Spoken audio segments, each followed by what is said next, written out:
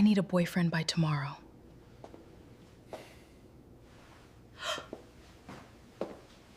I couldn't help but overhear. She needed a boyfriend by tomorrow. Then her boss uncovered a 12-year-old secret. At 11:52 on a Thursday night, Lena Brooks whispered 6 words she never expected anyone to hear. I need a boyfriend by tomorrow. She was standing alone in the enormous kitchen of the Whitmore estate, or at least, she thought she was alone. At 29, Lena had learned how quickly people judged a woman by her body, her skin, or the uniform she wore. She was a plus-size black woman, a professional housekeeper, and the most dependable member of the estate staff. She paid her own rent, handled her own problems, and had never asked her wealthy employer for a personal favor. But tomorrow night was different. Her Aunt Rochelle was hosting a family dinner. Lena had already canceled twice, and this time, Rochelle had promised there would be no surprises. Then she invited Evan Mercer. Evan was the ex-boyfriend Lena's family still believed she should marry. They remembered the charming man who brought flowers to Sunday dinner. They didn't remember the man who checked Lena's phone, questioned every purchase she made, and slowly convinced her that she couldn't trust her own decisions. Lena had spent years rebuilding that trust. She had no intention of letting Evan take it from her again. Still, walking into Rochelle's house alone meant sitting at a table where everyone else had already decided what her future should look like. Lena stared down at her cold tea. One convincing boyfriend, she muttered, for one night. Is that really too much to ask? Behind her, a floorboard shifted. Grant Whitmore stood in the dark hallway with his suit jacket over one arm. At 36, Grant was the CEO of Whitmore Holdings and the heir to a family name that opened doors across the city. He was wealthy, white, reserved, and so controlled that employees lowered their voices when he entered a room. He had come home early from a charity dinner. He hadn't meant to listen. But the fear beneath Lena's attempted joke made him stop. Grant knew he should keep walking. Lena's private life was none of his business. Then her phone buzzed. Lena looked at the message from Aunt Rochelle. Dinner is tomorrow at 7. Evan will be here. Please don't cancel again. There's something from your scholarship years that we need to discuss. Lena read the last sentence twice. My scholarship, she whispered. 12 years earlier, an education grant had covered her books, transportation, and part of her first year at community college. She had been 17, grieving her mother, and terrified that she would have to give up on school. The money had felt like a miracle. She had never known who funded it. She had never thought she needed to know. Until now. Lena typed, "What are you talking about?" Rochelle didn't answer. Another sound came from the hallway. Lena turned. Hello? Grant could have stepped back into the shadows. Instead, he walked into the light. It's me. Heat rushed to Lena's face. Mr. Whitmore, I thought everyone had gone to bed. I just got home. How much did you hear? Grant paused. Enough to know you're worried. Lena closed her eyes for half a second. That's embarrassing. You didn't do anything wrong. I was asking an empty kitchen for a boyfriend. I've heard worse business plans.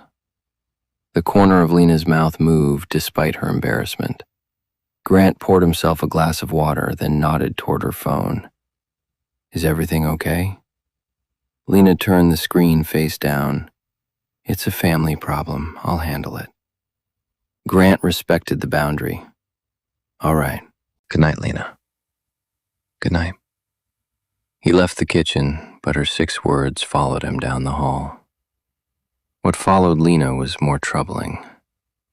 There's something from your scholarship years that we need to discuss. She thought tomorrow's dinner would force her to face an old boyfriend. She had no idea it was about to expose a crime that had begun when she was 17.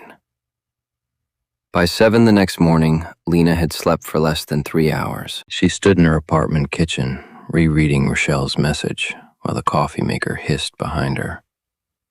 Her aunt still hadn't explained what she meant. Lena called once, no answer. She almost called again, but stopped herself. Rochelle had a habit of saying serious conversations belonged at the dinner table. Apparently, so did 12-year-old secrets. Lena dressed for work, pinned up her braids, and drove across town to the Whitmore estate. When she entered the main kitchen, Grant was already there. That alone told her the conversation from the night before wasn't over. Grant normally had breakfast in his study. He didn't stand beside the kitchen window holding coffee, unless he was waiting for someone. "Morning," he said. "Good morning, Mr. Whitmore." Lena began slicing fruit for the breakfast room. She could feel him trying not to stare. "Did you sleep?" he asked. "A little." "That's more honest than what you were about to say." She looked at him. "Are we really going to discuss what you heard last night?" "Only if you want to." The answer surprised her. Most people ask questions because they believe they were owed answers. Grant sounded as if he genuinely meant to give her a choice. Lena set down the knife. "My aunt is having a family dinner tonight," she said. "My ex will be there, and half my relatives still think breaking up with him was the biggest mistake of my life." Grant's expression changed. "Was it?" "No." "Then why does their opinion matter?" "It doesn't, at least it shouldn't," she exhaled. "But knowing that is different from sitting at a table while 6 people explain why you're wrong about your own life." Grant nodded. "Fair point." Lena showed him Rochelle's message. "This part is new." Grant read the line about the scholarship without touching her phone. "Do you know what she means?" he asked. "Not at all. I received a grant when I was 17. That's the whole story as far as I know." "And your ex has some connection to it?" "I don't know. My aunt mentioned the scholarship in the same message where she told me Evan was coming." Grant handed the phone back. "I'd be cautious too." "So now you understand why I wanted backup?" "I understand why you don't want to go alone." Lena gave him a tired smile. "Unfortunately, my friends have jobs, children, or enough common sense not to volunteer for a Brooks family dinner." Grant smiled. Then he said something Lena was certain she had misheard. "I'll go with you." She stared at him. "You'll what?" "I'm free tonight." "You're my employer." "I'm aware." "And you think walking in as my boyfriend would make the evening less complicated?" "No, I think it would make the evening complicated in a different direction. Sometimes that's useful." Lena laughed before she could stop herself. "You can't be serious." "I know what it's like to enter a room where everyone believes they get a vote in your life." Grant's smile disappeared. "If what you need is someone who won't let them isolate you, I can do that." There was no pity in his voice, no hidden demand. Still, Lena knew the difference in power between them was real. Pretending otherwise would be foolish. "Why would you do this for me?" she asked. Grant took a moment before answering. "Because you shouldn't have to face an ambush alone." Lena picked up the knife again, then set it back down. "If I say yes, we need rules." "Agreed." "And I'm not making this decision in the middle of my shift." "Meet me in the library at 2, Grant said. "If you decide it's a bad idea, the conversation ends there. Nothing changes at work." Lena lifted the fruit tray. "It's probably a terrible idea." "Probably." She walked toward the breakfast room, then looked back. 2 o'clock. Grant watched her leave, wondering whether he had offered Lena a simple favor or stepped into something neither of them understood. By the end of that afternoon, they would realize the fake relationship wasn't the dangerous part of the plan. At exactly 2, Lena entered the library. Grant had placed 2 chairs on opposite sides of a low table. The distance between them was so deliberate that Lena understood the message immediately. She was still in control. "I haven't agreed yet," she said. "I know." "Good. Here are my rules. We don't lie about how we met. You don't touch me unless we agree first. If I want to leave, we leave. And tomorrow, I'm your employee again. You don't get to treat me differently because of tonight." Grant nodded. All reasonable. "You need rules too." "I have one. If Evan threatens you or makes you feel unsafe, we stop pretending this is only a family disagreement." Lena folded her arms. "I can protect myself." "I believe you." Grant held her gaze. "Accepting help doesn't change that." The answer disarmed her more effectively than flattery ever could. "Fine," she said. "Anything else?" "What do you want me to call our relationship?" "You're my date. If my family decides that means boyfriend, we don't have to correct them." "And physical contact?" "Offer your arm when we arrive. You can hold my hand if I reach for yours first." "Understood." Lena leaned back. "You're taking this very seriously." "You asked me to." For a moment, neither of them spoke. Then Lena told him the part she normally kept private. "Evan wasn't violent," she said. "That would have been easier to explain. He was patient.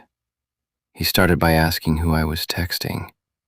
Then he wanted to know what I bought and where I went. Eventually, every decision became a debate I was too tired to have." Grant listened without interrupting. "There was one strange thing," Lena continued. "An old collection account showed up on my credit report while we were together. Evan told me to ignore it. He said challenging it would only make things worse." "Was the account yours?" "No. I filed a dispute, and it disappeared a few weeks later." Grant became very still. "What's Evan's last name?" "Mercer." Something shifted in Grant's face. Lena saw it. "You recognize that name?" "I recognize another Mercer, Charles Mercer." "Evan's father." Grant stood and walked to the fireplace, but he didn't reach for his phone. "Charles Mercer ran a company called Meridian Student Services," he said. "My family's foundation hired Meridian to process education grants about 12 years ago." The air in the library seemed to change. "What kind of grants?" Lena asked. "Scholarships for students entering community college." Lena's pulse quickened. "Why do you remember the company?" "Because the foundation terminated its contract after accounting complaints. I was 24 and had just joined the board.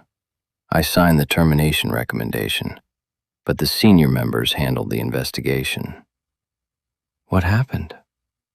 "I was told the missing money had been restored and no students were harmed." "Did you believe that?" "I did then." Grant looked directly at her. "I'm not sure I do now." Lena walked to the window. The scholarship had always been one of the few uncomplicated memories from the worst year of her life. Her mother had died, the bills had piled up. Then somehow, money arrived that allowed Lena to stay in school. Now Evan's family name sat in the middle of that memory. "I don't want you investigating me behind my back," she said. "I won't.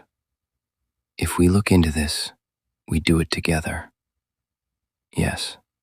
And tonight, we don't accuse anyone without evidence." "Agreed." Lena took a slow breath. "Pick me up at 6:15. Grant rose. "Are you sure?" "No." A small smile touched her face. "But tonight, you're my date. Then tonight, I'm exactly where you asked me to be."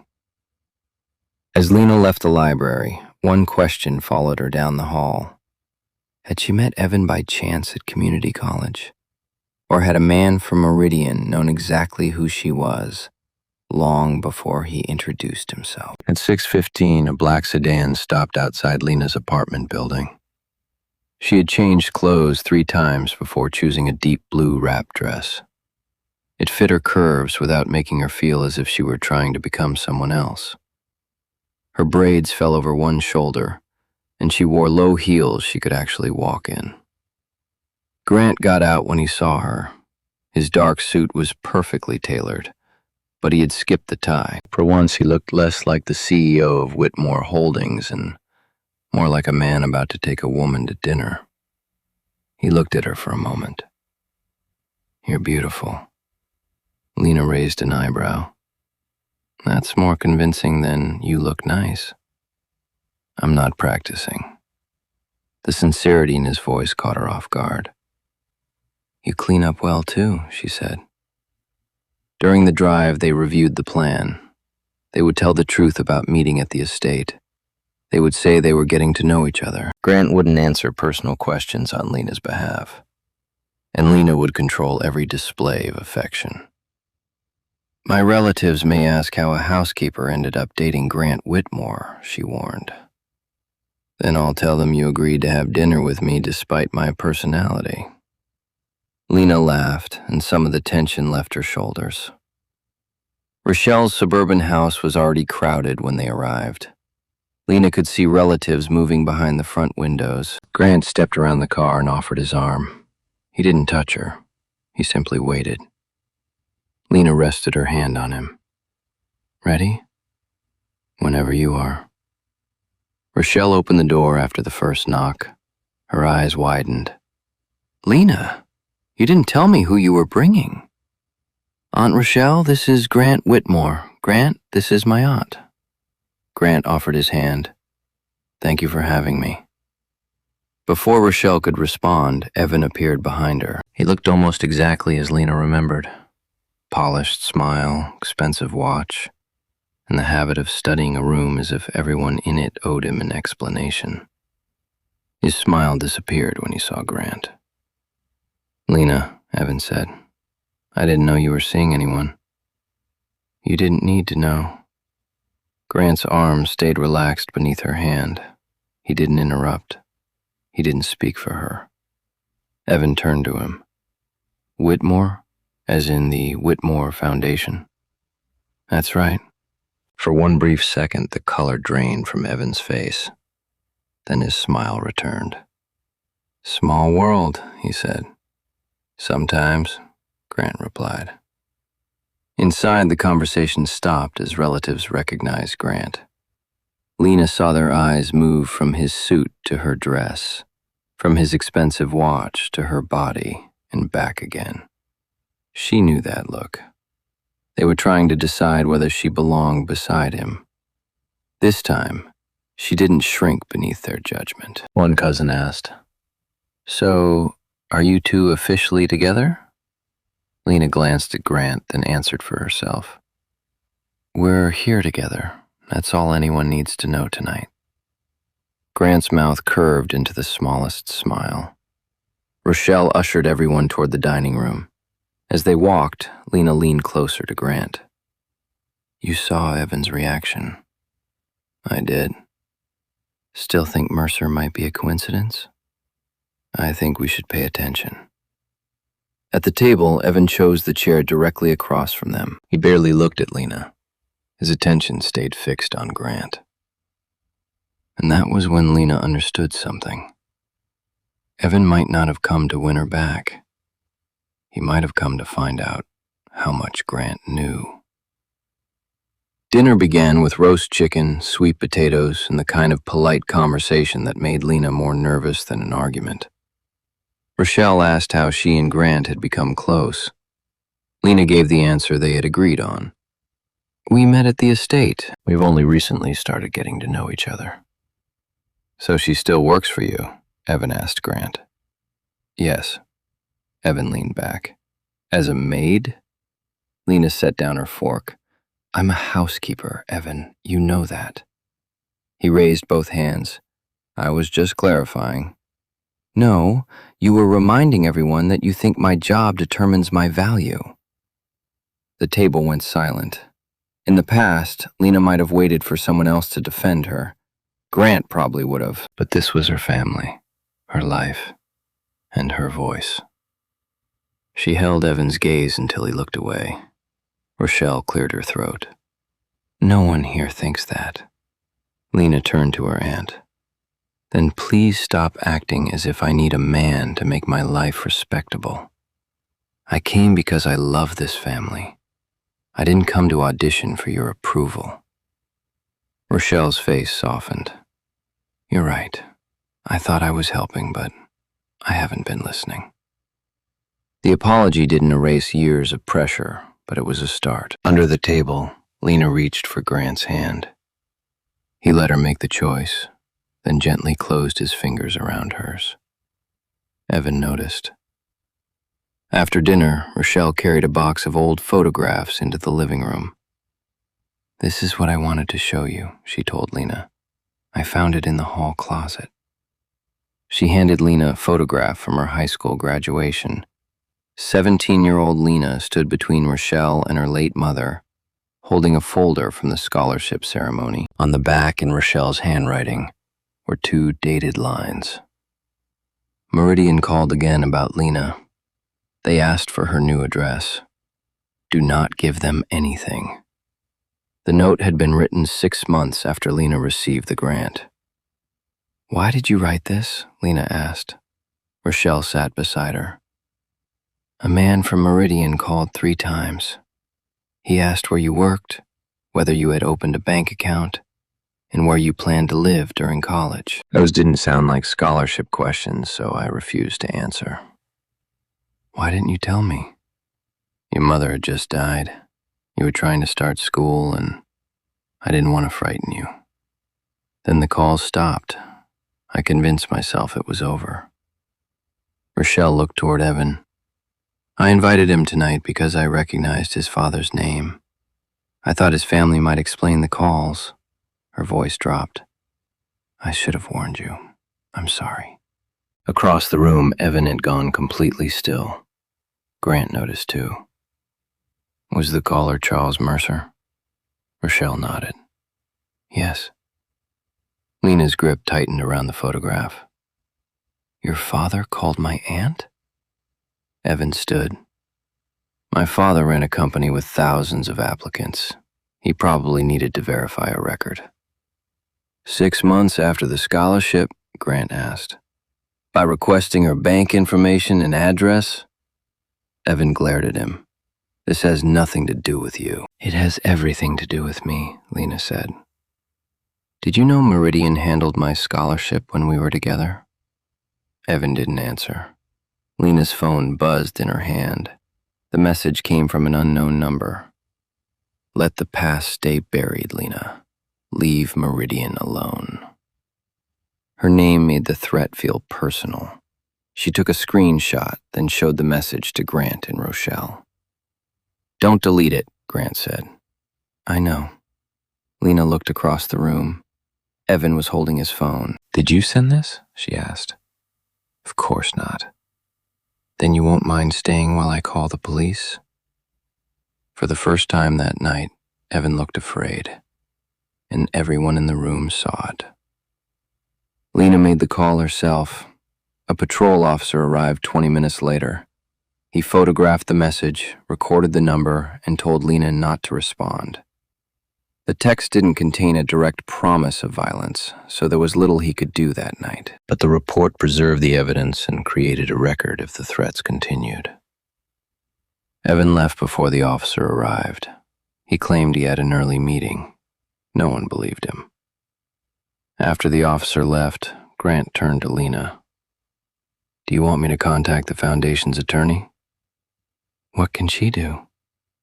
Preserve the Meridian files before anyone can destroy them.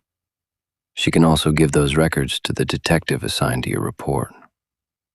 Lena considered the offer carefully. Call her, she said, but put the conversation on speaker, and I want copies of anything with my name on it. You'll have them. Grant called Nina Park, the Whitmore Foundation's general counsel. With Lena listening, he explained only what she had authorized him to share. Nina agreed to secure the old contracts, complaints, and termination records first thing in the morning. On the drive back, Lena stared through the passenger window while streetlights slid across the glass. "You haven't looked away from that window in 5 minutes," Grant said. "I'm trying to understand how Evan's father knew who I was before Evan and I ever met." "We don't know that Evan approached you because of Meridian, but you've considered it." "Yes." Lena appreciated that he didn't soften the truth. Grant took her directly to her apartment. Before she opened the door, he said, "Nina can arrange private security for tonight if you want it. I don't want your security team inside my home. They can stay in a car across the street. You'll have the driver's number and they'll leave whenever you ask." Lena looked up at her dark apartment windows. Accepting protection made her uncomfortable. Pretending she wasn't afraid would have been worse. "One car," she said. "Outside only." "Done." She started to leave, then turned back. "Grant, why did the Foundation settle with Meridian?" "I don't know whether it did, but you signed the termination recommendation." "Yes. I was told the missing funds had been recovered and every student was protected. I should have asked more questions." "That isn't the same as not knowing." Grant didn't defend himself. "No, it isn't." Lena went upstairs. At 1:14 in the morning, her phone buzzed again. This time, the sender had attached a photograph of Lena's original scholarship application. It showed her childhood address, her mother's name, and the last 4 digits of her social security number. Beneath the image was another message. "Grant Whitmore's signature is on the agreement. Ask him what his family paid to hide." Lena's hands began to shake. She called the officer's number first and forwarded the evidence. Then she called the security driver downstairs. Only after she had protected herself did she call Grant. He answered on the first ring. "I got another message," she said. "And this time, your name is in it." There was a pause on the other end. Then Grant said, "Lena, there's something I need to tell you." Before Grant could explain, Lena's phone showed another incoming call. Evan. She let it go to voicemail. His message arrived seconds later. "I can prove the Whitmores knew. Meet me in the morning, and I'll show you."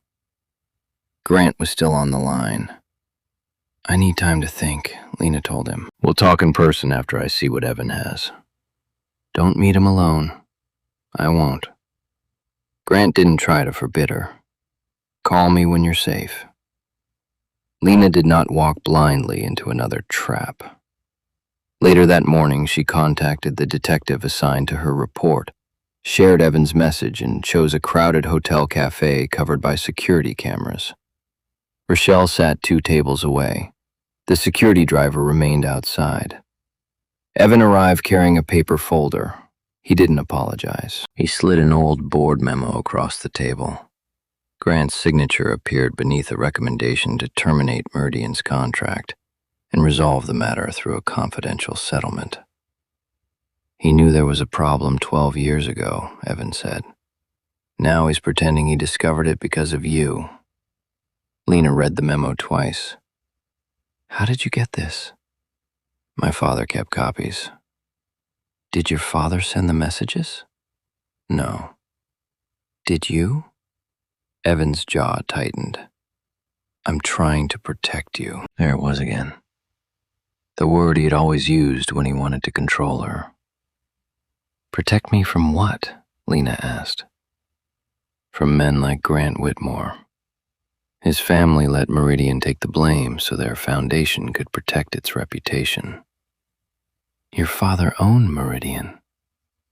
"And Grant's family paid him to stay quiet." "Then give this to the police." Evan reached for the folder. "You don't understand what you're dealing with." Lena placed one hand over the memo and photographed it with the other. "I understand that someone stole my private information. Someone is threatening me, and you still haven't answered a direct question." She stood and walked away before he could turn the conversation against her. 1 hour later, Lena met Grant and Nina Park at Nina's downtown office, a neutral location Lena had chosen. Nina had recovered the original Meridian archive. The records were incomplete, but they confirmed that money had disappeared from several student accounts. Nina placed the photograph of Grant's memo on the conference table. "Were you going to tell me about the settlement?" Grant looked at the image. Yes, as soon as Nina confirmed what it was. "That's not what I asked. Did you know your family buried complaints?" Grant took a breath. "I knew the board approved a confidential settlement. I believed it forced Meridian to return the money and notify every affected student.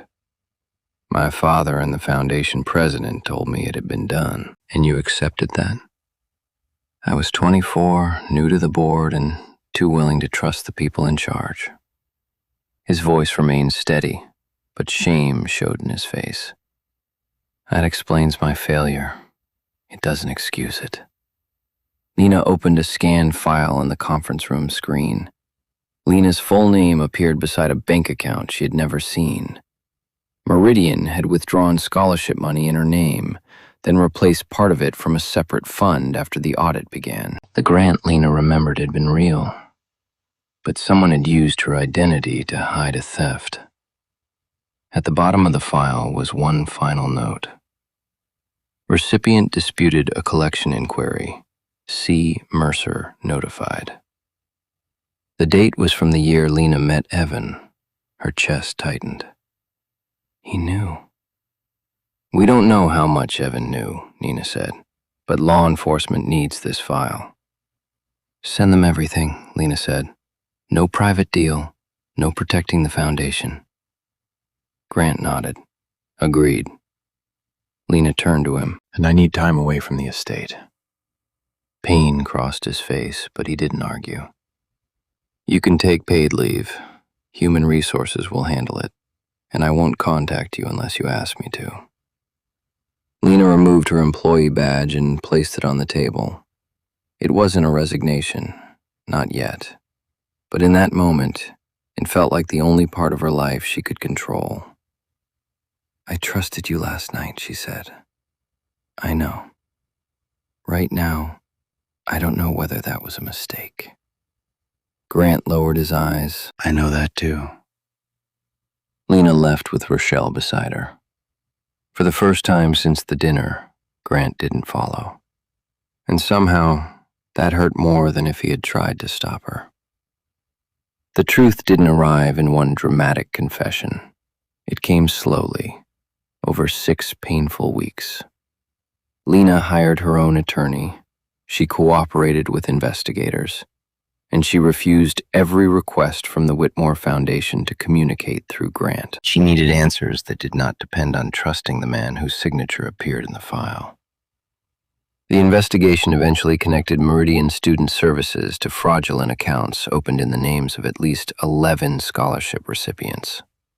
Charles Mercer had diverted grant money, used applicants' personal information to hide the withdrawals, and moved the stolen funds through shell accounts. The emergency fund Grant supported as a young board member had replaced the missing scholarship money.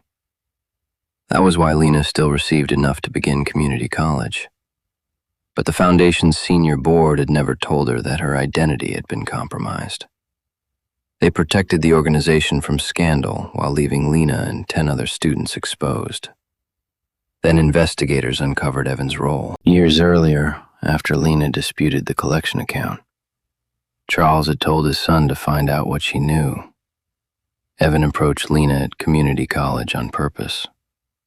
Their relationship may not have been intended to last, but once she trusted him, he used that trust to discourage her from checking her credit and financial records. Years later, when Rochelle told him she had found the old graduation photograph, Evan panicked. He went to dinner hoping to recover the note before Lena connected his family to Meridian. The anonymous messages came from a prepaid phone found in his car. That discovery destroyed the final excuse Lena had made for him. Evan had not simply become controlling. He'd entered her life with a secret purpose, and stayed because control made the lie easier to protect. Charles and Evan were charged with fraud-related offenses and obstruction. The court case would take time, but the threats stopped. Grant turned over every foundation record.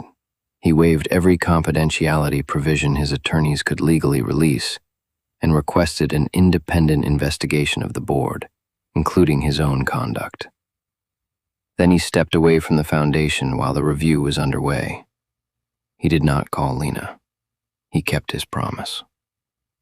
6 weeks after the dinner, Lena asked to meet him at Nina's office. Grant looked more tired than she remembered. "How are you?" he asked. "Better than I was. I'm glad." Lena placed the independent report on the table. It found no evidence that Grant knew any students' identities had been stolen. It also concluded that he had failed to challenge the senior board aggressively enough when the first complaints appeared. "You are telling the truth," Lena said. Grant shook his head. "Not all of it, and not soon enough." "No." She appreciated that he didn't reach for forgiveness before she offered it. "But you didn't choose me for the scholarship. You didn't arrange my job. And you weren't secretly watching me for 12 years. "No, your guidance counselor nominated you. A committee selected you. The estate manager hired you through an agency. I didn't recognize your name in the Meridian records until Nina opened the archive." For the first time, the facts separated Grant from the trap Charles and Evan had built. Lena looked at him. "Why did you offer to go to dinner with me?" Grant didn't hide behind a careful answer. "Because I cared about you before I understood that I did. But I was still your employer, and I should have thought more carefully about what that offer placed on you." "I said yes." "You did. That doesn't erase the imbalance." Lena was silent for a long moment. "I care about you too," she finally said. "That doesn't mean I'm ready to turn one difficult night into a relationship. I'm not asking you to." "Then what are you asking?" "Nothing." Grant's voice softened. "I want you to decide what happens next without wondering what you owe me." Lena left the office without taking his hand. But when she looked back from the doorway, Grant was still there. He wasn't chasing her. He wasn't directing her. He was simply giving her the space she had asked for. For the first time, staying did not look like control. It looked like respect. 3 months later, Lena walked into another Brooks family gathering. This time she came alone. Rochelle had invited everyone to breakfast. Before anyone could ask about Grant, Lena placed her coffee on the table and spoke first. "I love this family," she said.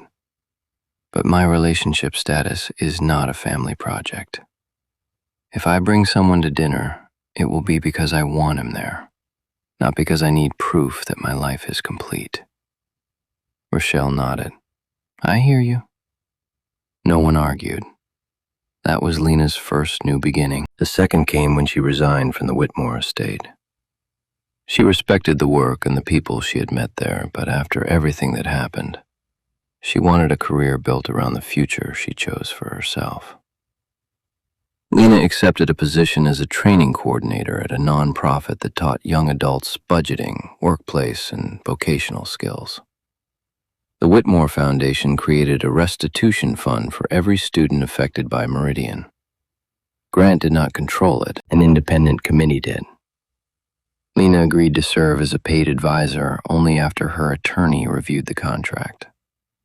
Her first recommendation required the foundation to notify recipients immediately whenever their money or personal information might be at risk. The criminal case against Charles and Evan continued. Lena stopped measuring her healing by how quickly the courts moved. She had done what she could. She reported the threats. She protected the evidence. And when powerful people might have preferred silence, she told the truth. Grant returned to the foundation under new rules that prevented any one family from controlling the board. He published the Meridian findings instead of hiding them behind a carefully written public relations statement. He also shifted more of his private investments toward community development and education. He and Lena saw each other occasionally at restitution meetings. He never used those meetings to pursue her. Only after her resignation was final, and after Lena had settled into her new job, did Grant ask her to dinner. As what? She asked.